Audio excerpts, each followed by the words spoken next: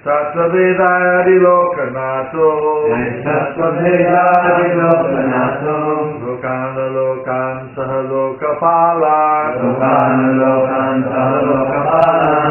Achiklipadyattahi sarvasattva Nikaya vedo dikita patita Translation by His Divine Grace, A.C. Bhaktivedanta Swami Prabhupada. The Supreme King of all kings has created different planets and places of habitation where living entities are situated in terms of their modes of nature and work. He has created their different kings and rulers.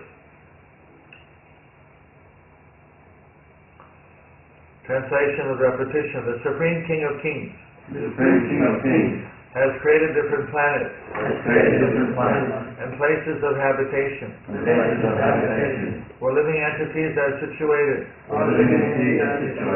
in terms of the modes of nature and work. And He has created their different kings and rulers. Purport by Srila Prabhupada.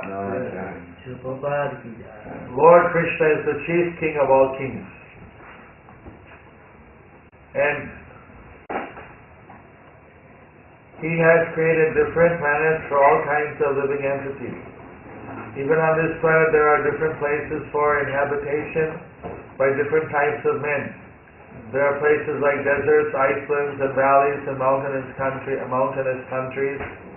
And in each of them there are different kinds of men born of different modes of nature according to their past deeds. There are people in the Arabian deserts and in the valleys of the Himalayan mountains, and the inhabitants of these two places differ from one another, just as the inhabitants of the Icelands also differ from them. Similarly, there are also different planets. The planets below the earth down to the Patal planet are full of various kinds of living entities. No planet is vacant, as wrongly imagined by the modern so-called scientists. In Bhagavad Gita we find it said that by the Lord that the living entities are sarvagata, or present in every sphere of life. So there is no doubt that on other planets there are also inhabitants like us, sometimes with greater intelligence and greater opulence. The living conditions for those of greater intelligence are more luxurious than on this earth. There are also planets where no sunlight reaches, and there are living entities who must live there due to their past deeds.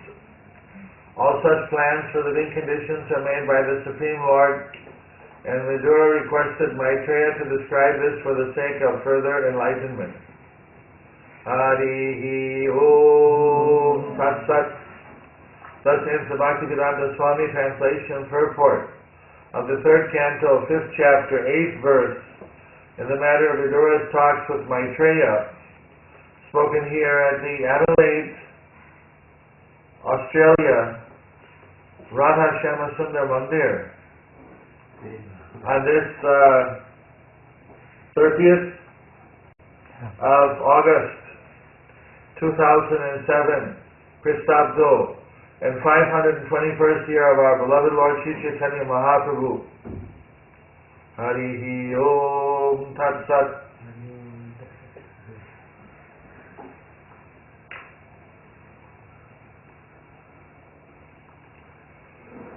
So, in this universe, there are so many different places,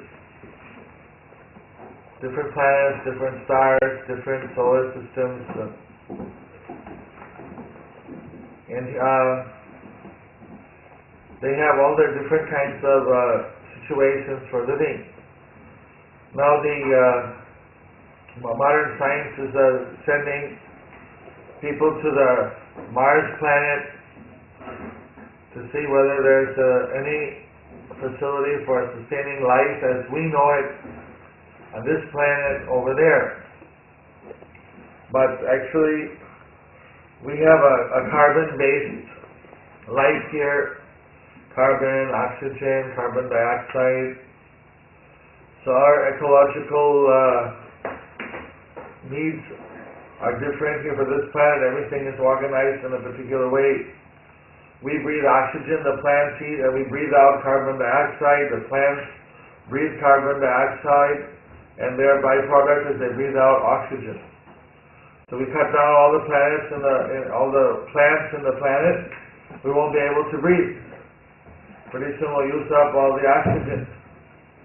That's why it's important that we have green areas in the world. But millions or hundreds of thousands of hectares of forest land in the Amazons and different places around the world which are considered the lungs for the earth, those are being cut down just because the people want to make paper and print different kinds of books or whatever. Then when we get on their case, then they say, well, look, you're already rich countries, we're a poor country, so we want to get rich, then once we're rich, we'll think about it. And meanwhile, the whole earth planet is, going down the drain. So, Krishna made a perfect balance in this planet. But we have this kind of ecosystem. I remember one time, Sridhar Maharaj, she showed me one article that he had discovered that in the middle of the ocean somewhere, there was a volcanic fissure. I don't know how to pronounce it, fissure, that out from there was coming ammonia gas. And in that ammonia gas, there were living entities that were living and breathing the ammonia gas. And they were sustaining a very, they were unique kind of creatures. If they swam out from the ammonia gas area into the normal ocean, they died. And if a normal fish swims into that, they die. They have their own little micro ecosystem based on ammonia gas breathing. So he was using that to show that it's like, for us, ammonia gas is highly poisonous. Sometime there was some ammonia gas freighter and a train that tipped over somewhere and so many people died. But there are certain animals that they had the ecosystem that they could breathe ammonia gas. They didn't have the same ecosystem that we have. They had some other system. She wanted to show me that this proves that we can have, we're just looking at where is there water, where is there, like our kind of ecological system. But there can be so many other kinds that we have no idea about. If we go there and be hostile to us, we will die. But the other living entities, they may be breathing in ammonia gas and breathing out something else, which will create some kind of harmony in the plants. There will be totally different harmonious combination. Also the idea that we'll be on another dimension. We're just on a particular gross dimension. But there are also planets where people live on a subtle dimension, or just like the Vedas say that the sun planet is a heavenly planet. And there the people live have fiery bodies and live in a fire, there they have very opulent situations. The Kshatriyas who die in the battlefield, they can go to Surya Loka. So it's considered to be a heavenly planet. But from our ecological viewpoint, as we see environmentally, it's like, who can survive? But if you have a body made out of fire, or if the body's on a higher subtle level, then how we're living here has no relevance at all. Just like on the moon planet is also considered to be some kind of a heavenly planet. And one day Bhaktisiddhanta Saraswati Thakur was taking a walk, and he looked up and he was looking at the moon and looking, and all the disciples who were with him on the walk were looking at him and looking at the moon and wondering what's he doing, what's he thinking about. And he was saying, on the moon planet, they're becoming gradually some materialistic. They're turning their face away from Krishna consciousness. It's supposed to be heavenly planet, it's supposed to be more Krishna conscious, but they're becoming more materialistic. And so it's important we have to go there and preach to them, get them to maintain their Krishna consciousness. This was maybe 1905 or something. he's telling his disciples how we have to go to the moon. Now, there's in the newspaper, they say we're going to go to the moon, and by 2020, there's the idea to have moon bases, and there's a kind of a race. But who's going to go there and claim the moon as their own colony? Because the moon has a lot of frozen helium, and if they can bring down frozen helium, even a small quantity of frozen helium can, by fusion. Now we're using fission, like nuclear reactions using fission. But there's another type of reaction called fusion, and that needs liquid, or needs what do you call it, helium. So they're saying they can power a whole city the size of New York for 1 year with a little bit of helium. So it doesn't produce any radioactivity byproduct. It's very clean. So like this, it was last night up. I was on the news when we were flying here to Adelaide from Sydney, about how there's a big race. Who's going to get to the moon first? We always thought they already got to the moon. Now it's taking them so many years to get there again. But Prabhupada doubted that whether they really got there. So now, if it's so, you see, they got there so many years before, and now their technology is so much further advanced. Why it's taking them so much longer to get there the second time? Very interesting. But so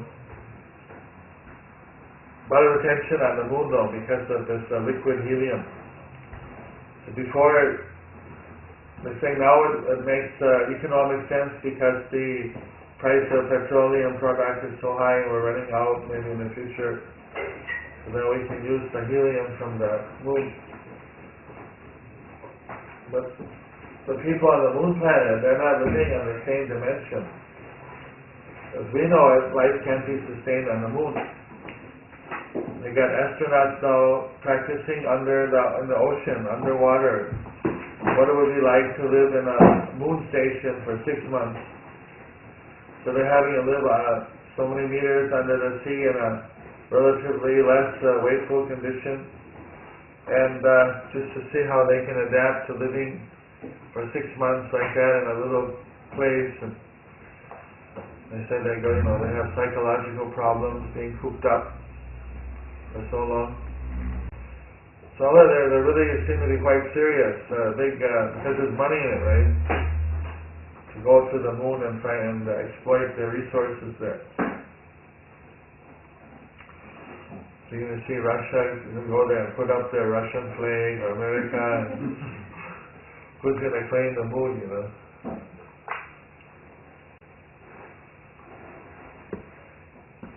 Why didn't they do that before when they went there? Where's the flag? Anyway, the point is that their preconceived condition that this is what it requires for life is not really a relevant analysis. There's so many other kinds of, even on the gross level, ecosystems, and then on the subtle level, that's totally out of the radar for them. Obviously, if people on heavenly planets can live for hundreds of thousands or millions of years, they don't have the kind of bodies that we have. They have a much different, more subtle body, which lasts a long time.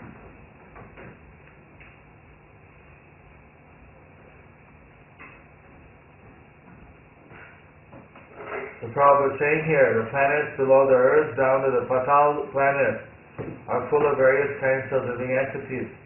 No planet is vacant, as wrongly imagined by the modern so-called scientists. In Bhagavad Gita we find it said by the Lord that the living entities are sarvagata, or present in every sphere of life. So there's no doubt that on other planets there are also inhabitants like us, sometimes with greater intelligence and greater opulence.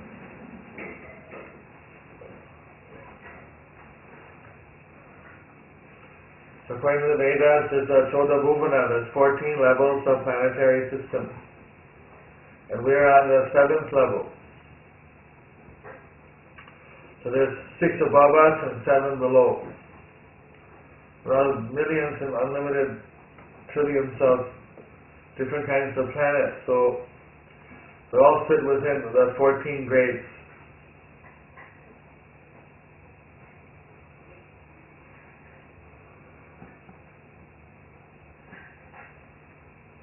I used to have memorized the lower planets. No, I'm not so sure anymore with it. Atala, Sutala. Patala. No, but there's 7. Tala. Mahatala. Huh? Mahatala. Mahatala, Rasatala. There's a Vitala also. Vitala. And there's a Patala. How many is that? Atala, Sutala, Tala, Vitala. Patala. Rasatala. Patala. Huh? Mahatala. Patala, but not necessarily in that exact order. Then about your Bhuva Swa. We're in the Loka, then there's the Bhuva, then there's the Swarga, then there's the 3 mundas, what's visible universe are on these 3 levels. But beyond that, there's higher planets which are not visible to us. They're on the higher subtle plane. And then you have this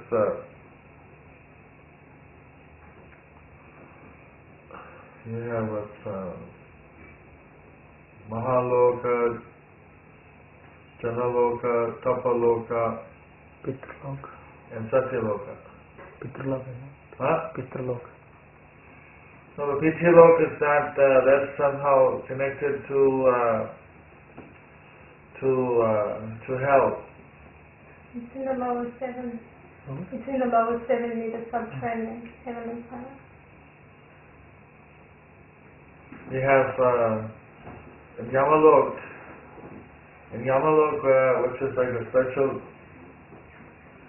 place, so that half of it is for those who are getting punished, and the other half is Pitilok. So he changes his form. It says when he goes into the hellish area, then he has horns coming out of his head, and he's